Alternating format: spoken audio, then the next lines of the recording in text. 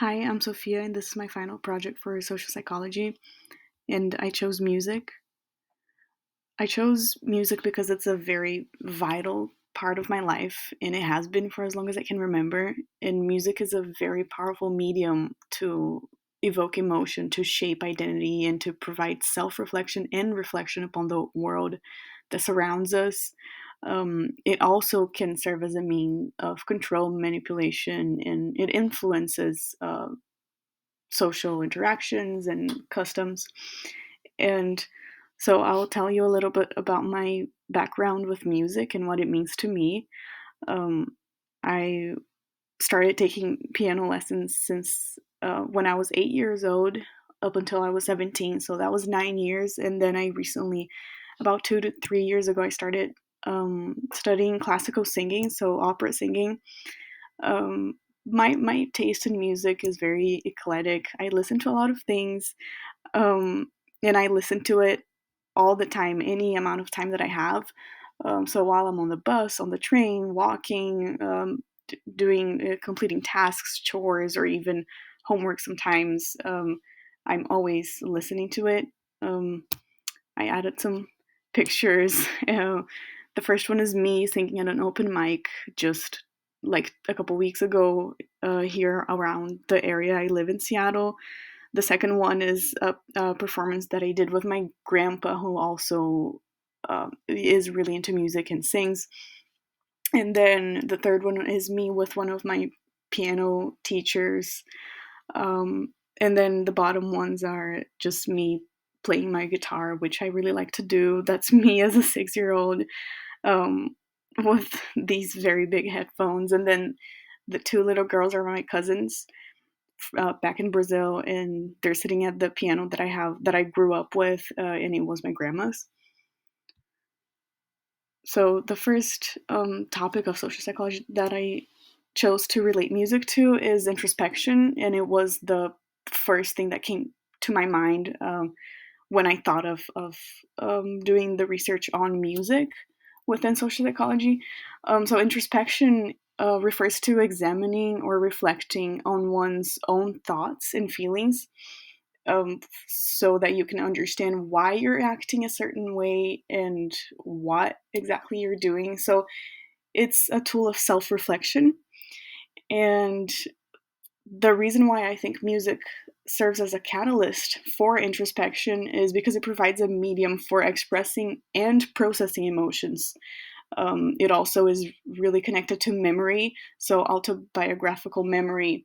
Like, for example, if you listen to a favorite song or a song that you used to hear in your childhood, or a song that was very popular on the radio like 10 years ago, you will be transported to that moment oftentimes, and then that leads you to process certain things and understand why you're making that connection, and also just look at your own life experiences.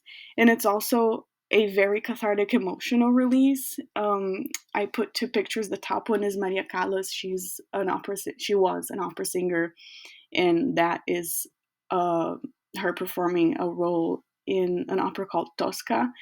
And in that area, she is um, asking God why he did all the bad things that happened to her. And so it's a very cathartic, very powerful aria that she's singing. An aria is an opera song. And the bottom picture, I put Dave Grohl, and he's this was in a tribute show for his drummer that passed away, and he broke down crying while he was performing. Um, the next concept I chose was reactance theory, which is also very visible when we think of music, because reactance theory is it proposes that we as humans have a tendency to assert our own freedom and autonomy when we feel that it's threatened.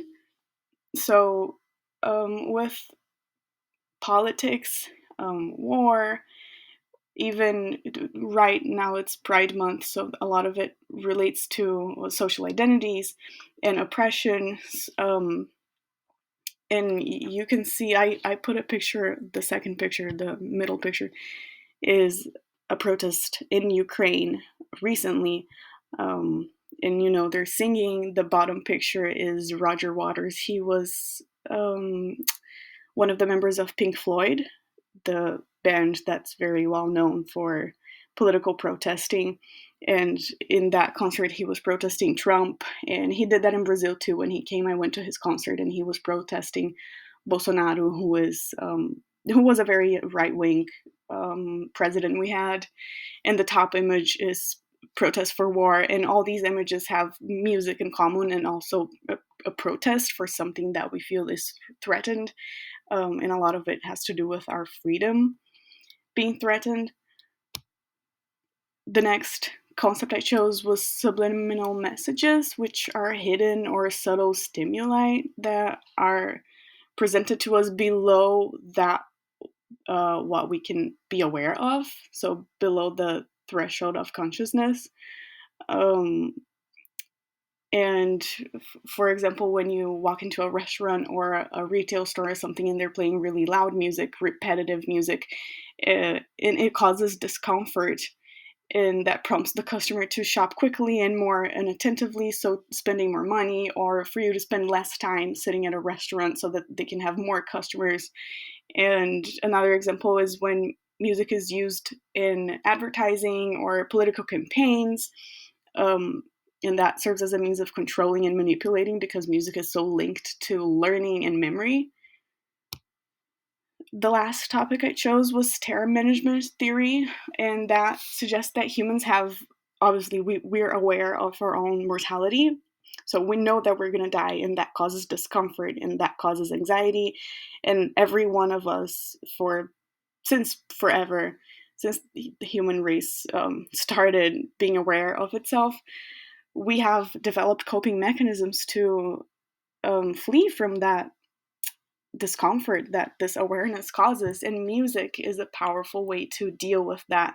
So it can serve as a vehicle for achieving symbolic mortality, and symbolic mortality is something that we may strive for when we face the idea that we're going to die. And what that means is we want to leave something behind, and that can be a child, that can be something you've built, a book, but it can also be music. And I put this big stadium concert with hundreds of thousands of people, and that was the concert for Freddie Mercury in 1992 when he passed away. And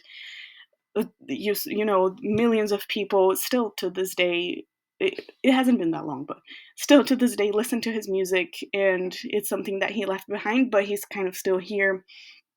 Music and religion is also really big, gospel music, church music, and it can also serve as a source of processing that we're going to die. And the bottom picture is David Bowie. He released a song, um, his last album, Black Star. That song Lazarus, he was reflecting on the fact that he was going to die because he had cancer, and he knew that, so he recorded the video clip on a hospital bed, and the lyrics of the song are him, telling the world, I know I'm going to die. And he was processing that. And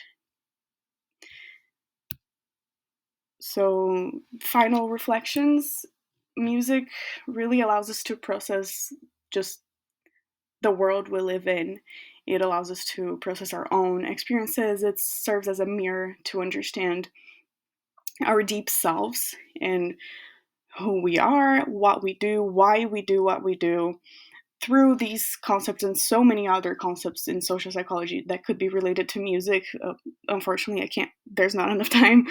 Um, but it's also a very powerful way of human emotional expression, and we are very emotional beings. So we need that, and we need to process that. And through looking at that, we can heal and we can move towards change. Um, it On the other hand, it also can be a means of control and manipulation in capitalism, entertainment, distraction. So, as I was saying about advertising and politics, because it is so connected to memory and learning. But it's a part of human nature, and it has existed for a very long time, just almost as long as language. So it's clear that accompanies society, and it does so for a reason. Um, yeah, thank you.